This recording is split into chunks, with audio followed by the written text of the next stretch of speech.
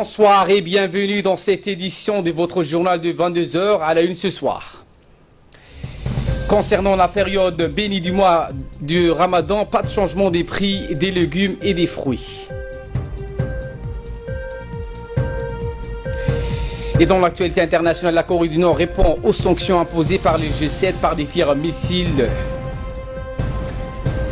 Voilà pour les sommaires. Merci de nous rejoindre sur Télé Djibouti. La République de Djibouti vient de concrétiser jeudi dernier un grand acte social en faveur des dockers obtenu grâce d'abord à la volonté et l'engagement du président de la République, son Excellence Ismaël Omar Guelleh, et à l'aide charitable de la société de manutention SDTV de M. Alamoudi. La convention a été signée à la primature par le Premier ministre Abdelkader Kamil Mohamed, le représentant de la société Alamoudi, le directeur général du port autonome international de Djibouti, M. Saad Omar Guelleh, et l'institution qui gère donc les dockers. Grâce à cette convention qui représente donc une somme de 3 millions de dollars, un total donc pour ces dockers qui vont bénéficier désormais pour la première fois des prestations sociales et donc d'une future retraite grâce aux accords conclu jeudi dernier. Par les dockers qui, au âge de retraite, vont bénéficier également d'une indemnité unique de licenciement de 640 000 francs Djibouti chacun, ce qui représente donc un don de 3 millions de dollars pour les 837 dockers qui vont donc quitter le job.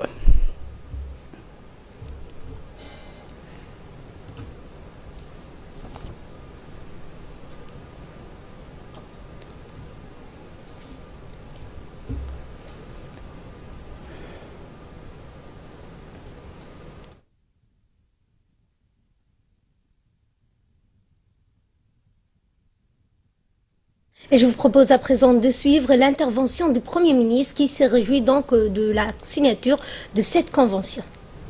D'abord de remercier, disons, l'engagement du chef de l'État, et ensuite ça a été concrétisé effectivement avec la société manutentionnaire SDTV de M. Mohamed Alamoudi, et qui a essayé effectivement de mettre aussi la main à la poche pour que effectivement les dockers qui ne peuvent pas bénéficier d'une retraite parce qu'ils n'ont pas cotisé d'après la CNSS, donc on a préféré leur donner une prime de départ, et cette prime de départ a été entièrement, je dis bien entièrement, parce que en principe la CNSS devrait payer une partie, qui avait ramassé quand même de l'argent. Il y avait aussi le port, il y avait aussi la société Alamoudi. Mais nous avons insisté et ça a été accepté par le manutentionnaire SDTV de payer la totalité de ces frais qui se chiffrent aujourd'hui à plus de 3 millions de dollars. C'est-à-dire que chaque docker va bénéficier des 640 000 francs Djibouti, et ils sont à peu près 837 dockers qui ont été effectivement identifiés et qui vont avoir une prime de départ, et ils seront, je leur ai dit aussi, qu'on va les remplacer par leurs enfants, cette fois-ci qui seront salariés. C'est ce que la société actuellement de manutention, surtout la PLS partie du port, a dit désormais, les gens vont travailler et ils auront un salaire mensuel, et là ils peuvent prétendre comme tout travailleur. Donc ça a été aussi précisé, et donc je remercie effectivement tout le monde, parce que depuis que je suis arrivé à la primature, c'était un travail de longue haleine certes, mais ça a quand même abouti à quelque chose de concret aujourd'hui. Je voudrais à travers vous, maître, remercier donc Cheikh Alamoudi, qui a fait quand même de son mieux pour indemniser les dockers, et ça c'est, disons, pour nous, vous nous avez vraiment enlevé une épine du pied. Le directeur général du port autonome international de Djibouti, le PAID, M. Saad Omar Guelleh, a rappelé que cette convention améliorera de la situation donc sociale des dockers. Je vous propose de le suivre.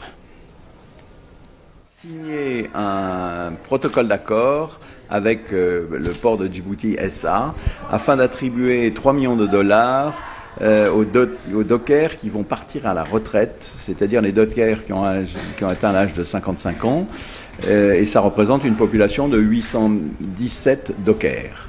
Donc ce don de 3 millions de dollars est fait par le Charity Alamoudi Trust, qui est un trust qui a été créé selon une idée du président de la République que j'ai fortement soutenue pour aider les dockers à partir du moment où le groupe Alamoudi est arrivé à Djibouti. Donc on a créé ce fonds, on a fait un certain nombre d'actions, on a déjà fait beaucoup de formations.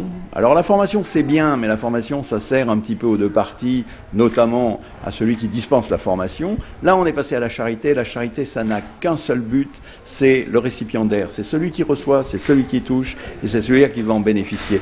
Et on a besoin de nos dockers, et nos dockers nous ont permis de faire ce qui a été très bien jusqu'à maintenant, nous a permis de faire de déployer l'activité de SDTV, et on doit continuer à faire ça, et il faut que ce soit un modèle, cette action qui a été faite par Cheikh Mohamed Alamoudi. Il ne faut pas oublier que c'est une donation qu'a fait Cheikh Mohamed Alamoudi au fur et à mesure du déchargement des quantités par la SDTV.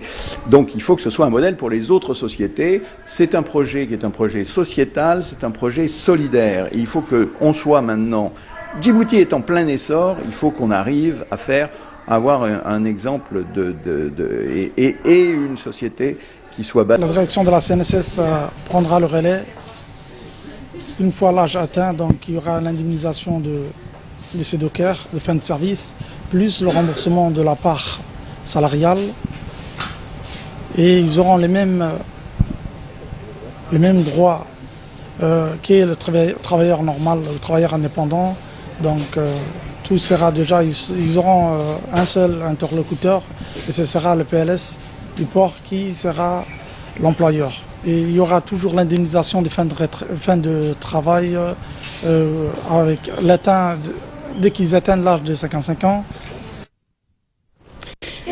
Et dans le reste de l'actualité, le ministre du Budget Bodé Ahmed Roblé a présidé ce matin dans son bureau une réunion de restitution d'une étude de faisabilité portant sur la mise en place d'une structure d'application financière au sein de l'INAP. Ce centre sera greffé aux entités déjà existantes en la matière et aura donc pour vocation de dispenser une formation spécifique sur la gouvernance économique et financière. Cette réalisation donc des études a été confiée aux consultants de l'ENA ivoirienne au titre donc d'une convention de partenariat qui lie donc le ministère du Budget en termes du renforcement donc de la capacité dédiée à la formation professionnelle. Projet d'envoi d'enseignants djiboutiens au Koweït, c'est l'objet donc de la rencontre aujourd'hui entre le ministre du Travail et de la réforme de l'administration, M. Hassan Drissamiri, et l'ambassadeur du Koweït accrédité à Djibouti, Hassan Hussein Al-Gabandi. Il s'agit donc ici de la concrétisation de propositions émises entre les deux responsables lors de leur première rencontre en février dernier. Lors de cette rencontre, le diplomate koweïtien a annoncé au ministre du Travail que le Koweït souhaiterait renforcer la coopération avec Djibouti dans l'échange des travailleurs. Dans ce cadre, le Koweïtien a été disposé à embaucher donc des jeunes arabisants et francophones djiboutiens pour enseigner au Koweït. Un protocole d'accord définissant donc les dispositions et modalités pour envoyer des enseignants sera donc préparé au ministère du Travail chargé de la réforme de l'administration.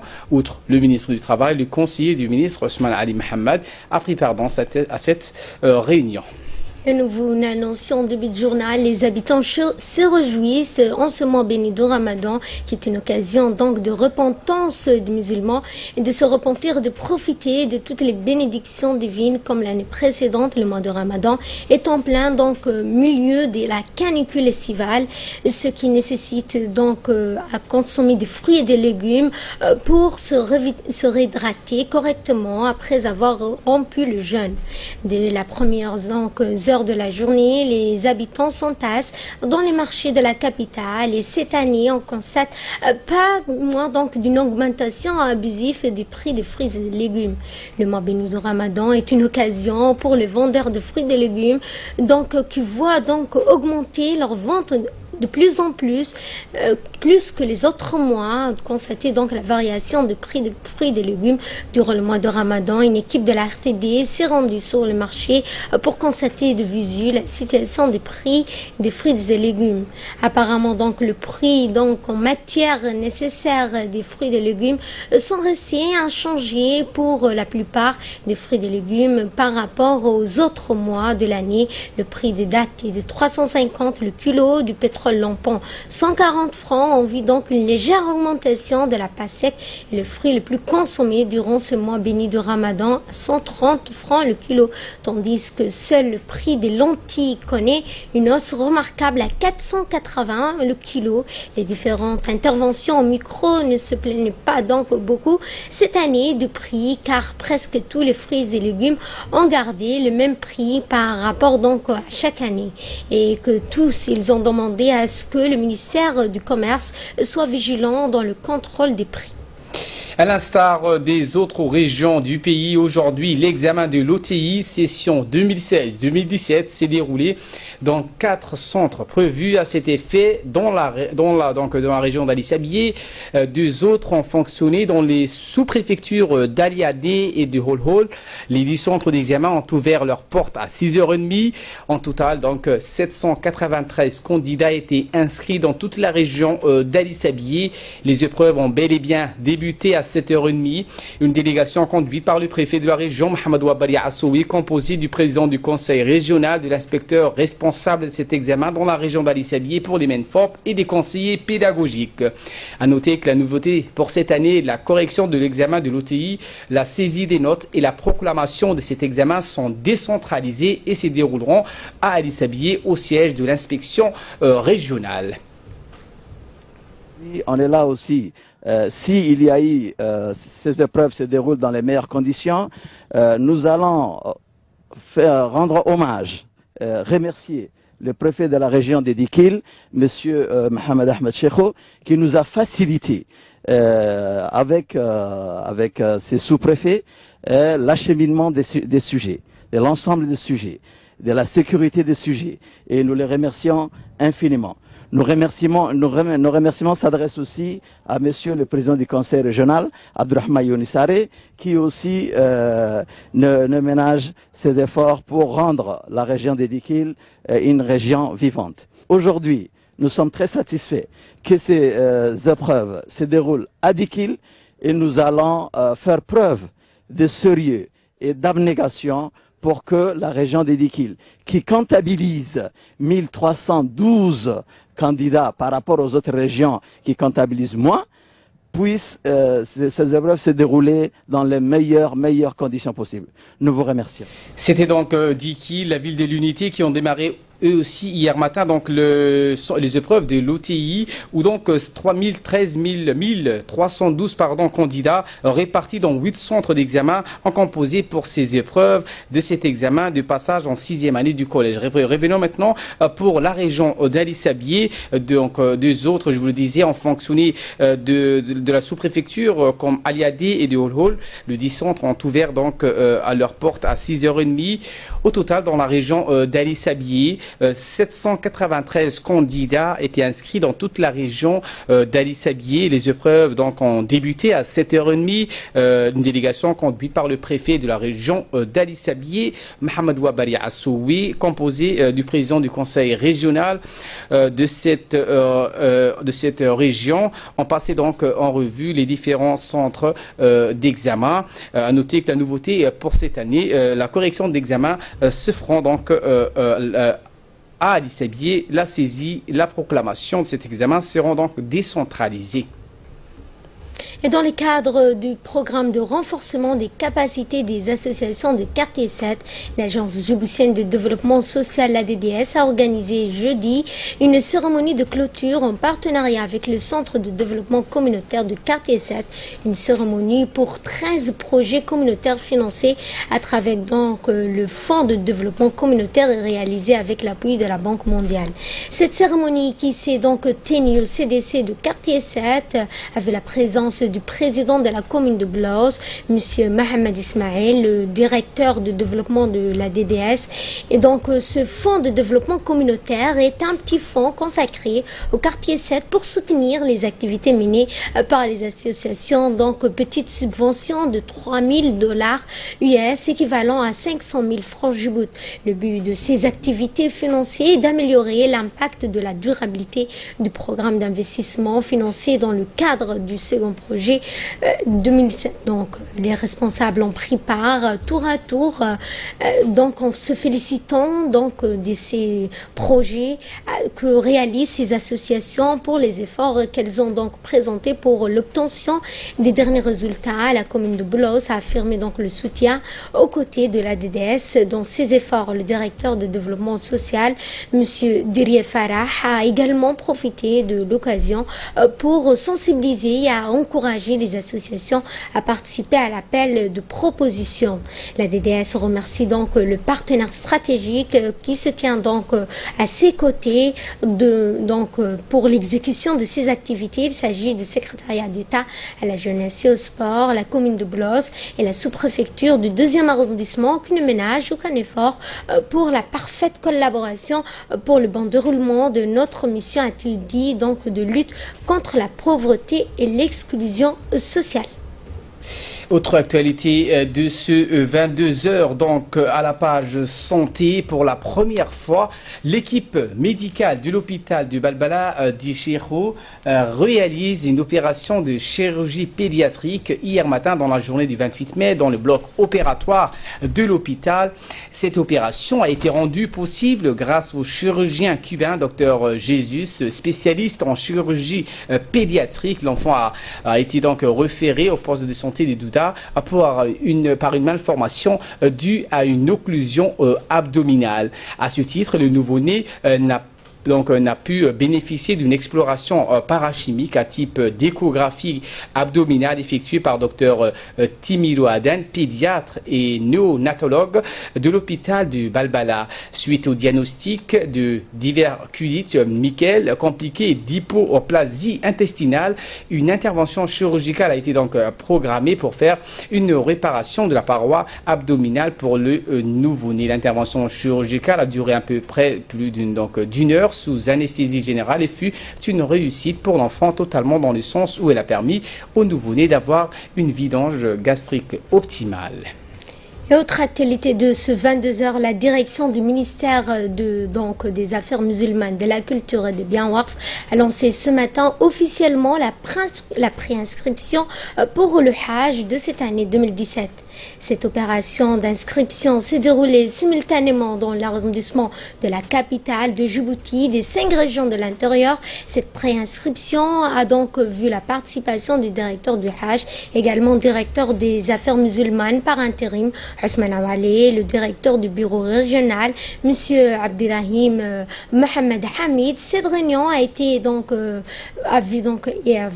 va durer jusqu'au 1er juin 2017, c'est-à-dire jusqu'au jeudi prochain. Cette année, les nombres de pèlerins djiboutiens sont de 1100 pèlerins par centre, donc contre l'année dernière où 880 pèlerins avaient donc réalisé le Hajj, et aura donc recours au ministère des Affaires islamiques semblable au cours des 2 dernières années pour le tirage au sort. L'Institut islamique Djibouti a remporté la 3e place du 6e édition concours saoudienne dénommé Choumouk. Ce concours organisé chaque année par l'université de l'imam Mohammed ibn Saoud islamique avec la participation des centaines d'étudiants universitaires et des étudiants des instituts à l'étranger. La cérémonie de remise et de récompense a été tenue donc à l'université à l'imam à Riyad, ainsi que les membres du comité chargé de l'organisation du concours. Les étudiants donc de l'Institut islamique de Djibouti ont été donc les lauréats de ce concours.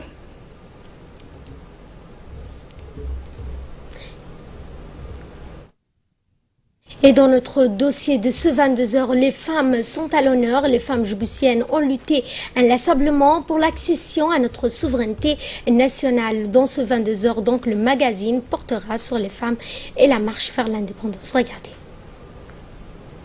L'indépendance de notre pays a connu des trajectoires différentes. Les femmes djiboutiennes ont massivement pris part à la lutte acharnée vers l'indépendance de notre pays.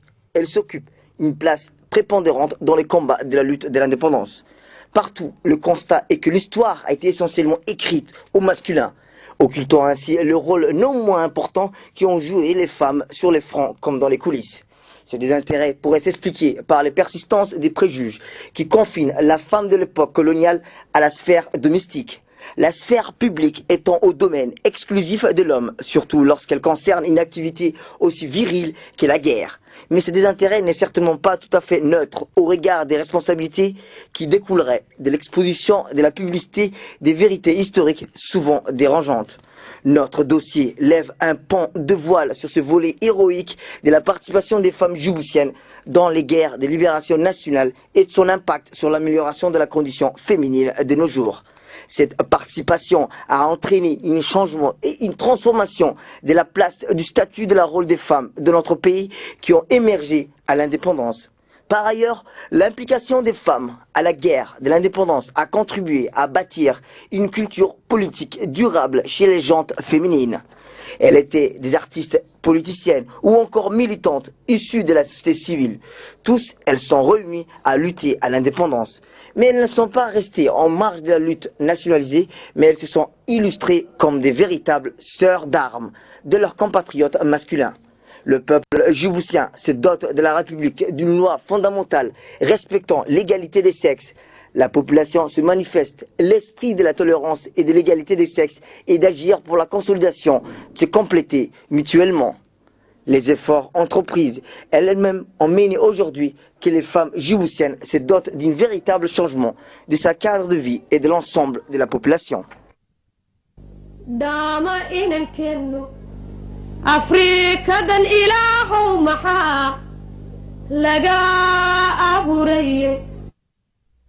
Et passons à présent à ce qui fait la une de l'actualité à l'étranger. Nouvelle arrestation à Manchester dans le cadre de l'enquête sur l'attentat. 2 personnes ont été interpellées dimanche à Manchester dans le cadre de l'enquête sur l'attentat de lundi. Âgés de 25 et 19 ans, les suspects ont été interpellés dans les quartiers de Old Trafford et Gorton. En tout, une douzaine de personnes sont toujours en garde à vue alors qu'une enquête est ouverte sur les possibles failles du renseignement britannique concernant Salman Abedi, le kamikaze revenu de Libye 4 jours avant l'attaque. C'est dans ce contexte que des dizaines de milliers de personnes ont participé hier au traditionnel semi-marathon de Manchester. Dans la foule, l'une des survivantes de l'attentat, Lizzie Murtek, a indiqué qu'il y a eu un gros boom, un horrible son et un bourdonnement dans mes oreilles. Puis les alarmes ont retenti. Il y avait de la fumée partout au moment de l'explosion. Il y a eu un énorme flash de lumière blanche et comme des éclats d'obus qui volaient dans tous les sens. C'est ce qu'elle a indiqué. Voilà pour l'essentiel de ce 22h. Merci de votre fidélité. Restez avec nous. Le programme continue sur Télé Djibouti.